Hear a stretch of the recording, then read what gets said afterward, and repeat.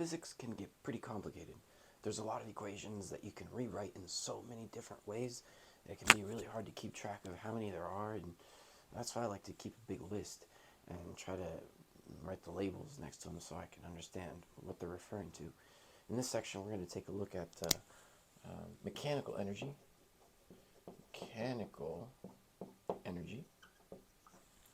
and work, and how that relates to the kinetic energy,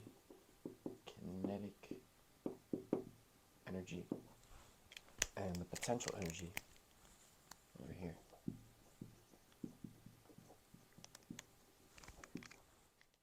We'll define mechanical energy, the total energy, to be equal to the kinetic energy plus potential energy of a system. Well, kinetic energy, what would kinetic energy be? It would simply be the energy that an object has when it's in motion. So it's similar to like momentum, but it would be kinetic energy is equal to 1/2 mv squared. So an object might have a particular mass and a particular velocity and end up with, say, 100 joules of kinetic energy. And so that would be the energy that an object has when it's in motion. Well, that might bring us to perhaps work. Work, the classic W equals the integral from whatever, your initial x to your final x of the force over the distance there. So the integral of force over dx. Great. That's what work is.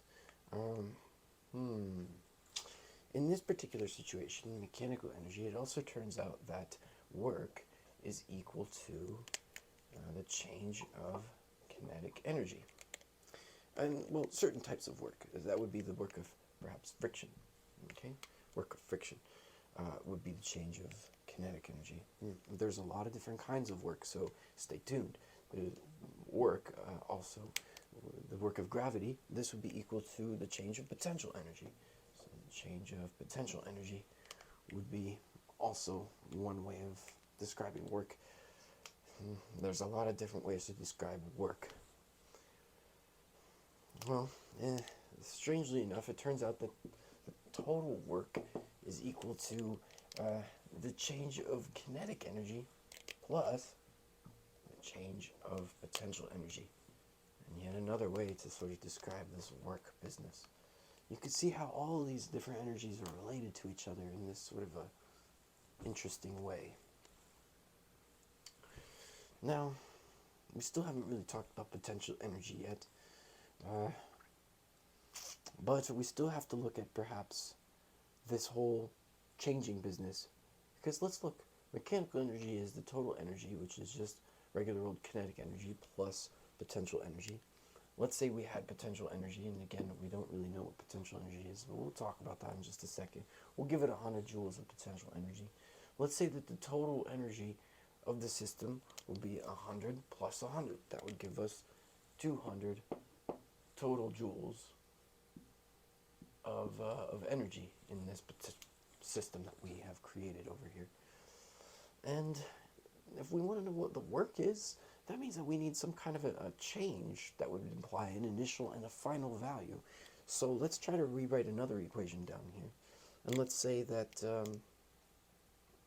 we have the initial kinetic energy plus the final, or the initial potential energy, equal to the final kinetic energy plus the final potential energy.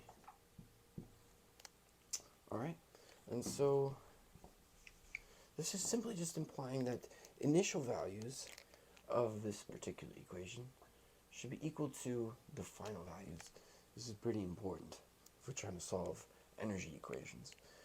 But we can also rewrite this equation one more way, just by accounting for work. This is if there is no work being done, and this is an isolated system. I suppose is what they kind of might refer to this, an isolated system, where it's just going to be energy, and there's no work, there's no friction, there's no strange, things happening, no outside force impacting the system. But let's say there was an outside force, force that would cause some sort of work to happen in this system. In that case, you would need to account for the work. So the initial kinetic energy plus the initial potential energy, this is, you might have to add a bit of work in there. And this would be equal to the final kinetic energy plus the potential energy as well. Okay. So what would this mean? Let's try to plug some numbers in here. Let's say, let's take a look at potential energy first before we do any of that. There's a couple different kinds of potential energy that we can have. First of all, let's see here. Let's just take the reverse of this. Notice that W is equal to potential energy. That means that the negative integral here, if f dx, is actually potential energy. Now that's kind of interesting. Potential energy is simply negative work. Strange. Okay. So the change of kinetic energy is equal to work, and the change of potential energy is also equal to work. So now we also would say that potential energy is equal to 1/2 of kx squared. This is simply, if we would have the spring force, that would be F equals negative kx, spring force over here.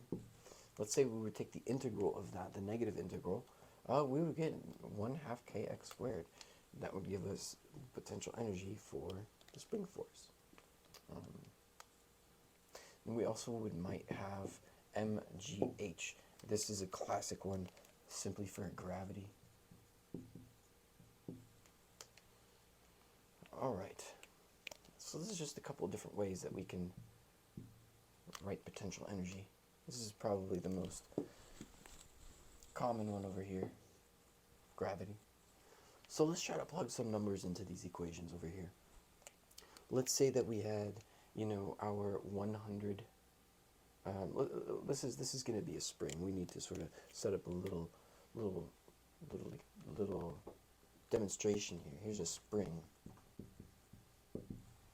Let's say the spring starts off with 100 potential energy, because we've wound up the spring. Here's your spring, and usually the spring would be here, but we've smashed the spring and we stuck a ball in the spring here, and we brought it back by a certain amount of x here, an x.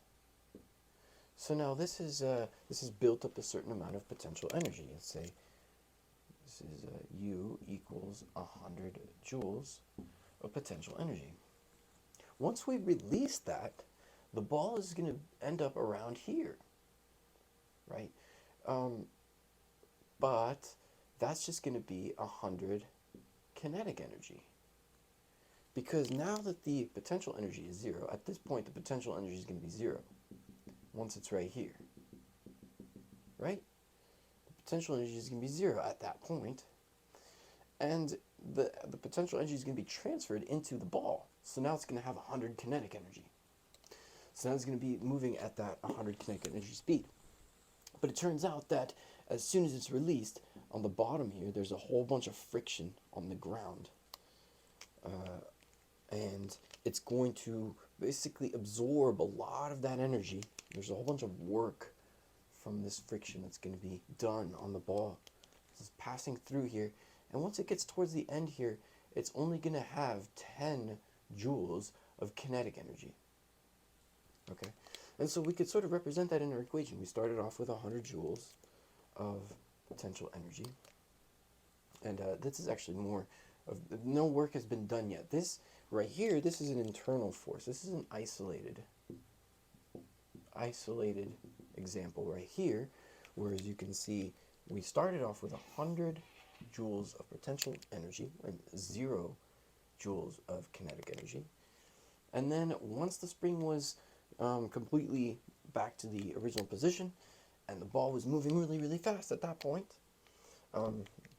all the energy from the spring, as is 0 joules, was transferred into the kinetic energy, 100 joules.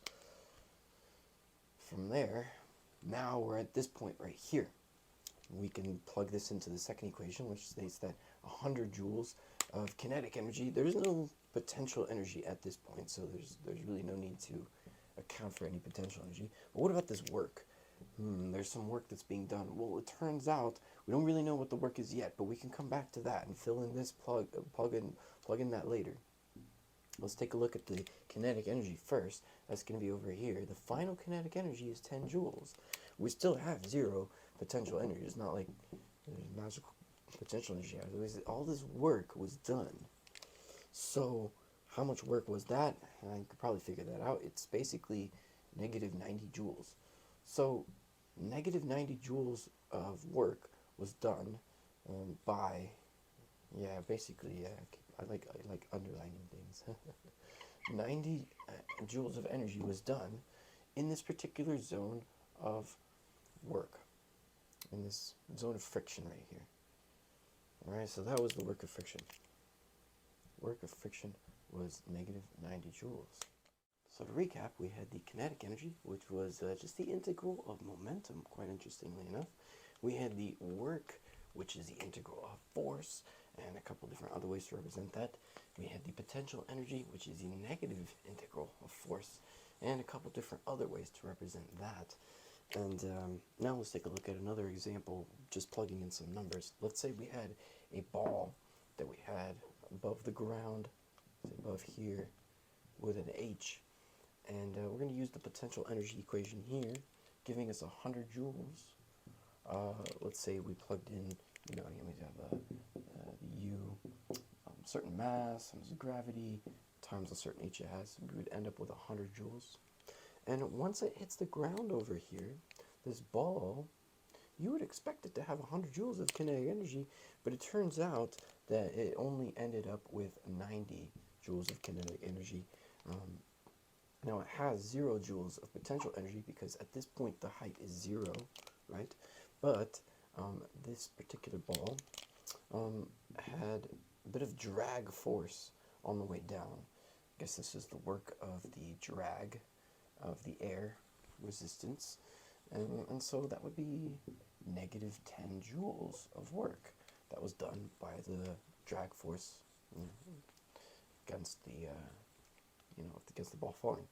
So this is just sort of another way that you can sort of use this equation. This is the kinetic energy at the end over here to figure out some shortcuts in your math. Now let's take a quick look at another way that we can represent work over here. That would be work is equal to the dot product FD, simplified to FD cosine theta. Usually the cosine theta kind of goes away and you are simply left with FD. Now why are we looking at this? That's because we also want to look at power, because it turns out that power is equal to V, that's the dot product of force times velocity, which is FV cosine theta. And that's important because it turns out that power is equal to work over time. Power is equal to work over time. Work over time. So that would be equal to dW over dt, or the change of work over the change of time. So this is just a little bit of power right here. Power. That's going to be work over time right here. Work over time is power. That's just going to be the derivative of work over the dt over dw over dt, and also the change of the work over the change of time. Power is somehow related to work.